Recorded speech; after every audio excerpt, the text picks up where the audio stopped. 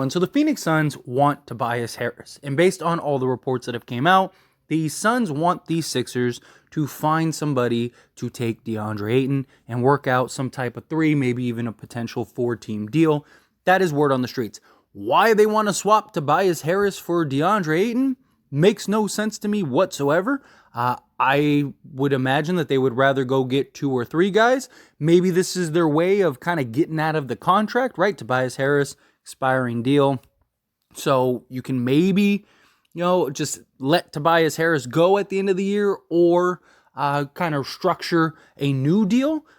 That's probably my logic. That's probably my thoughts. Now, obviously, the 76ers do not want DeAndre Ayton because they have Joel Embiid, and that would kind of make no sense to have those two together. I've seen some people say, why not just have them play together? Come on. But the reality is, I don't think that there would be a hard suitor for DeAndre Ayton. Now, I've seen people throw out the possibility of the Lakers wanting to get in. Hey, the Lakers should get in. Let's go get DeAndre Ayton. That's kind of the sentiment that I've seen. Now, I don't think we would be able to get DeAndre Ayton because I don't think the Sixers are going to want anything necessarily that the Lakers have, especially for Tobias Harris. Their asking price is insanely crazy, insanely high, where I think that they could get more value from another team than what we could give them. And that's just my thoughts personally, because the Lakers aren't going to give up Rui Hachimura or Austin Reeves or something like that, right? You want to keep those guys and kind of add to the roster. So I came up with a 4-team deal where the Lakers get included that I actually think is pretty fair. But of course, I want to hear your thoughts and opinions along the way. This is just for fun, just to kind of explore a potential, see if the Lakers can maybe squeeze in as a team to take on some assets. So of course, the Phoenix Suns would get Tobias Harris. I personally think that this would just be a salary cap dump. That's kind of my thoughts in that regard. Obviously, he would play for them this year, but they would be super tiny. I guess you could go and just go get a center, and then what? You're going to have Devin Booker at the point guard, Beal at the 2, Durant at the 3, Harris at the 4, and then I guess Bismack Biyombo or something like that at the 5.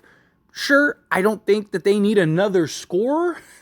Right? I think, I don't know. It just doesn't make any sense for the Phoenix Suns to do something like this. I don't really comprehend it or get it outside of a salary dump after this year. But they want Tobias Harris, so the Phoenix Suns land Tobias Harris. Now, the 76ers, I have them getting John Collins, who the Atlanta Hawks have been trying to get rid of for some time. They want to unload him.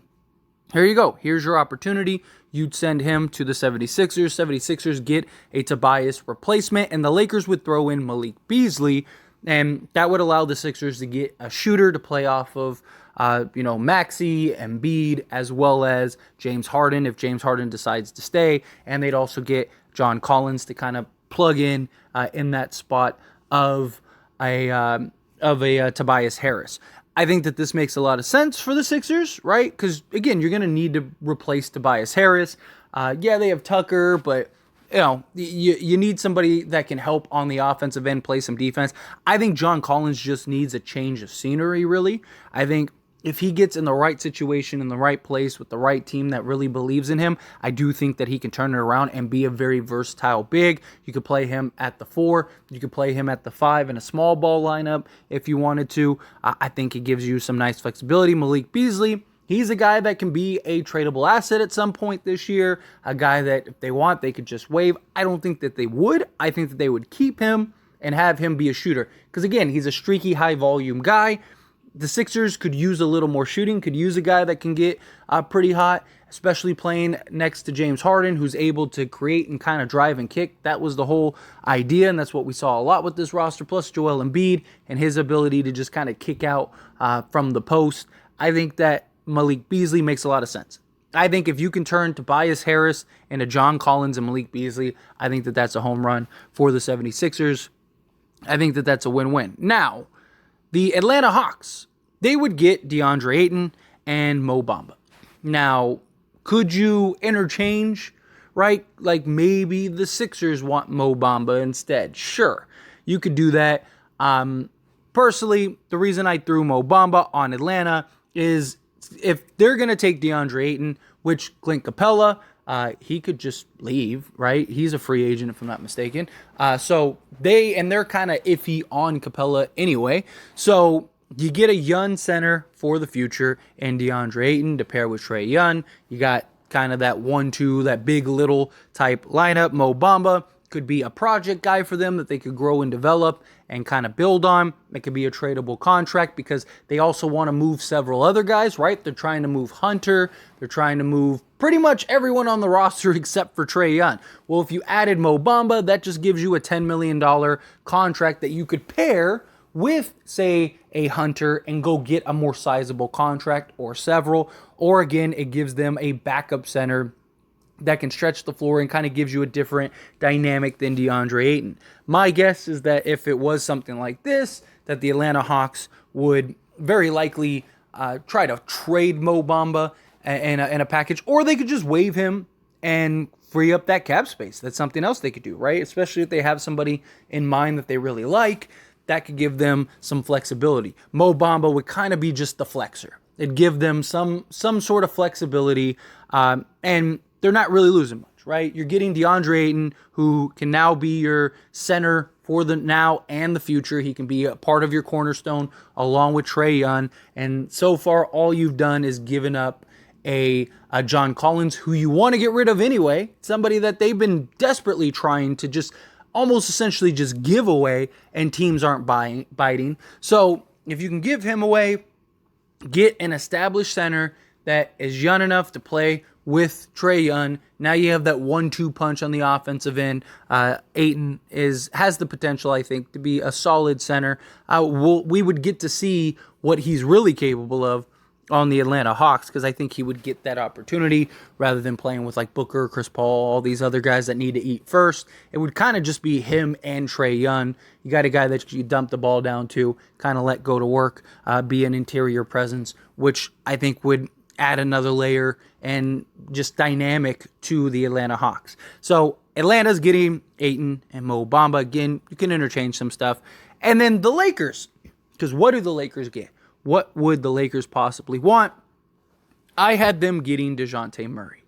I don't think that they could get John Collins. Even if you could get John Collins, like, you have Rui, you have Jared Vanderbilt, who could play the 4 at times. You still have LeBron for another 2 years. Like, I just don't know where John Collins would fit, right?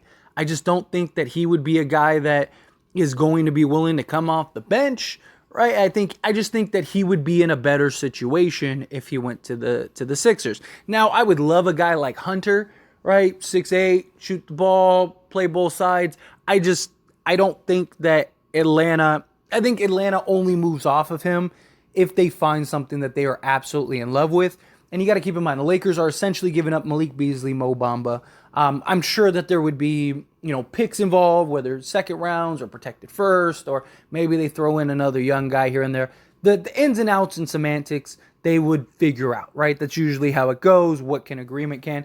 But the Lakers would essentially just be coming in and saying, hey, you need to fix your Murray Trae Young problem. That didn't work whatsoever. It was super clunky at times. It had its moments. It had its moments. But the reality is it's not going to work. And now you're going to have Ayton, who's going to need to eat, and he's going to want the ball, and he's going to want his touches, and he's going to want to be a focal point. You're better off just keeping Trae Young. You have Trae Young be the point guard. You have all these shooters around him, and you got DeAndre Ayton down low. That would be your best bet. Dejounte Murray, maybe the Lakers, like I said, give up a couple seconds, protected 2029 first, whatever. But the Lakers would basically be taking on Dejounte Murray's contract. None of the other teams really would be willing or need to take on him. And, I mean, could the Phoenix Suns maybe want Dejounte Murray? Sure, but they're getting Tobias Harris, and they don't have any other tradable contracts to get in. So the Phoenix Suns are out of the equation. Atlanta already has Murray, so they're out of the equation. And then the Sixers, they're not going to want Murray because they have James Harden, very likely are going to have James Harden. So there you go. Okay, so who's going to take Murray? Who's going to make this trade work financially? Well, that's where the Lakers come in, get a Dejounte Murray. I like Dejounte Murray. I liked him when he was on the Spurs, and I would have loved him. He's still 26 years old, so he fits the Lakers kind of standard of like this youth movement, having young guys. He's got good size, good playmaking ability. He's a 25-6 guy, so he's got good stats. Not like a lights out elite shooter by any means. Like he's not like dead eye shooting, but he has had his years. He has had his moments. He's about 34% for his career from three, and that's what he shot last year on 5 attempts. But he has had years where he shot 36, 37%. He's more of a guard that can get to the hoop, drive and kick, and just kind of be your point guard of the future, right? 26 years old, gives you a little versatility, gives you some defense, gives you some playmaking, gives you some explosiveness. I think that he would be pretty interesting. He could also play the 2 guard if you needed to, because again, he's got decent size. He's not, 6'8" or anything like that, but he is 6'5", 6'4", 6'5". He's got a good wingspan at 6'10". So he's a guy that could play point guard, could play shooting guard, gives you that other combo guard, could play next to Austin Reeves, and I think that could work. This would also allow you to have some flexibility with D'Angelo Russell. You could also keep D'Lo if you wanted to, because D'Lo's ability to shoot, this kind of just gives you D'Lo insurance, and a bit of an upgrade, right? I think Dejounte Murray is a more dynamic, explosive type of. I think they're two very different type of point guards, two very different type of players. But I think that there's an argument that Murray kind of fits what the Lakers have going on right now more than D'Lo does. That explosiveness, the Lakers love to get out in transition, run, get up and down the court. I think Murray kind of brings you that toughness, brings you a guy that comes in, and he gives you some flexibility, right? He's not on some ridiculous contract that, you have to pay him a bunch of money. No, you could even just let D'Lo walk, and you could still, depending on how everything shapes up, actually have some pretty decent money, right? So, I don't know. I think front to back, I think this is a pretty fair trade. Again, Atlanta gets a, top center. They get a guy for the future. Tobias Harris gets to go to the Suns, and the Suns, for whatever reason, they want Tobias Harris, so they get the guy that they want. The Sixers get a replacement in Tobias Harris and get some three-point shooting.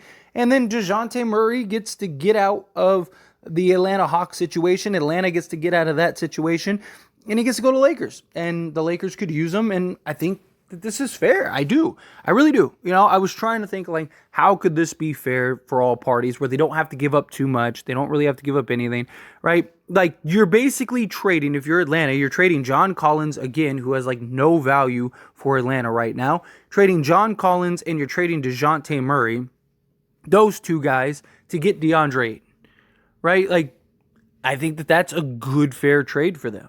And then, again, Phoenix, they land Tobias Harris, and the Sixers, they get some replacements and add some depth. They get to do a 2-for-1 swing, which they could use some rotation guys. They could use some quality guys. They're going to lose a couple guys. I think Malik Beasley really helps the Sixers. I think the Sixers would do this. I think the Suns would do it. The real question is just Atlanta, right? The Lakers, I think, would do this in a heartbeat because they get Dejounte Murray. I think the Sixers would do this because you get a younger Tobias Harris replacement, and you get a guy that could add some more versatility, I guess, to the Sixers, and you get a shooter, which I think that would help them a lot. I think the Sixers do it, and then the Suns, if they want Tobias Harris, the only question would be Atlanta.